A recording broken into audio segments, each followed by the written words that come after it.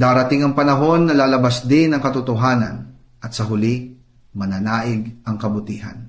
Naniniwala ako na darating ang araw na haharap kayo sa pananagutang ikaw, Pangulong Bongbong Marcos, at ang iyong pinsan na si Martin Romualdez.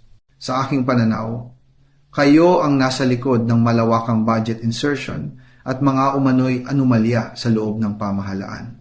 Dahil dito, malinaw sa akin kung bakit iisa lamang ang iyong layunin. Ang ako'y madakip at mapatahimik. Natatakot ka na malaman ng taong bayan ang katotohanang pinaniniwalaan kong ikaw at ang iyong pinsan ang nasa likod ng malawakang korupsyong nagaganap ngayon. Batid ko ang marami sa mga nangyayari kaya minadali ang aking paghahanap at pagdakip hindi para sa hustisya kundi upang ako'y patahimikin. Ibahagi ninyo ang video na ito upang malaman ng taong bayan ang aking panig at huwag kalimutang magkomento ng inyong saloobin.